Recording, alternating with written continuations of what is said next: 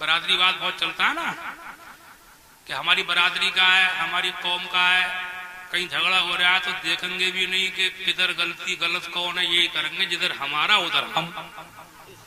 होता नहीं, इलेक्शन में भी नहीं देखेंगे कि इलेक्शन लड़ने को खड़ा हुआ है या किसी भले आदमी के वोट काटने को खड़ा हुआ है, जो हमारी बरादरी का है उसी को मोहर लगा रहा होता। पता ही नहीं है कि वो तुम्हें बेच दिया, वो ऊपर बिका हुआ है, वो तुम्हें बेच दिया, कि सही आदमी को हराने के लिए खड़ा कर दिया पैसे देके, अब बरादरी वाला है तो लगाया है। बहुत चलता है बरादरी वाला। बल्कि अपने आला हजरत ने तो इस चीज को मिटाया था, बरादरी बात। आला हजरत अल्लाह के वली भी थे और बहुत बड़े आलिम भी थे।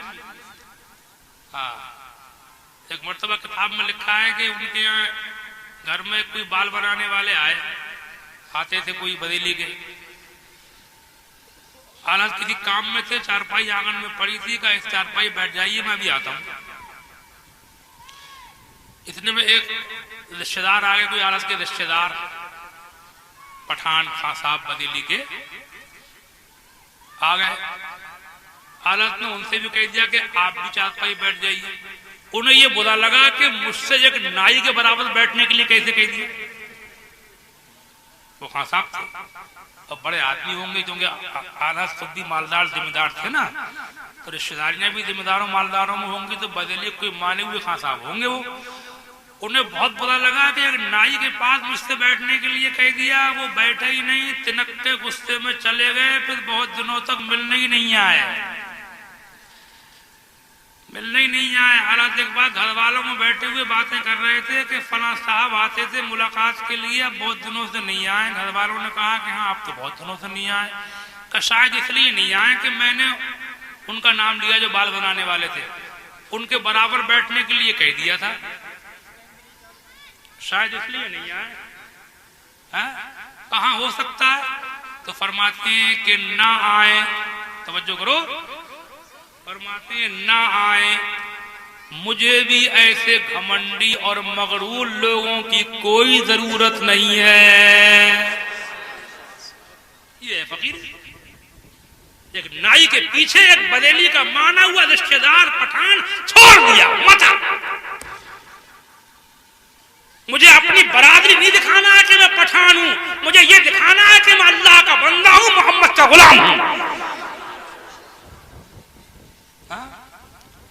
दहन में ज़बां तुम्हारे लिए, बदन में है जहां तुम्हारे लिए, हम आए यहाँ तुम्हारे लिए, उठे भी वहां तुम्हारे लिए।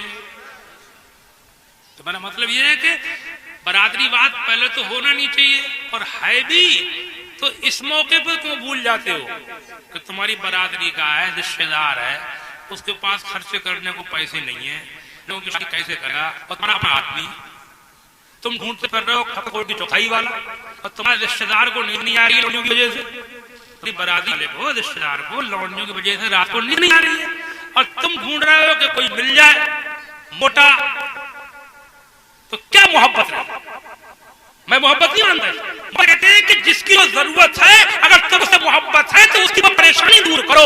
अगर भूखा है तो खाना खिलाओ, जैसा पानी लाओ, घर नहीं है तो घर बनवाओ, अकेली चंदा करके बनवाओ। अगर बेटी से परेशान है उसकी बेटी अपना रिश्ता करो, उसको नींद चैन से खिलाओ, उसको कहो तो आराम से सो। मैं करूंगा अपने बेटे से तेरी बेटी की शादी, एक पैसा नहीं लूंगा, सादा निकाह कर लूंगा, आराम से, तब ढंगा तुम्हारी मोहब्बत। लड़ने झगड़ने के लिए वोटों के लिए, और ये बरादरी हजारों इतने पल में गरीब के घरों में खाने तक को मैस नहीं है, और उनके पास कहां से शादी होगी? इसके लिए बरादरी कहां से जाता है? मैं आपको बता के जा रहा हूं कि ऐसा जो करेगा, इस्लाम में सबसे बड़ा काम है किसी का दिल खुश करना। ईमान के बाद में सबसे बड़ी नेकी है किसी का दिल खुश करना, किसी रोते को हंसाना, किसी का गम मदद करना, किसी के आंसू पोंछना, किसी को दिल से लगाना, और किसी की मुसीबत दूर कर देना, किसी को चैन की नींद सुला देना। ये असली इस्लाम है, ये सच्चा दीन है। सलाम उस पर के जिसने बेकसों की दस्तगीरी की, और सलाम उस पर के जिसने बादशाही में फकीरी की। सलाम है शीत पंजीर बातिल तोड़ने वाले, सलाम है कुफ्र के टूटे हुए दिल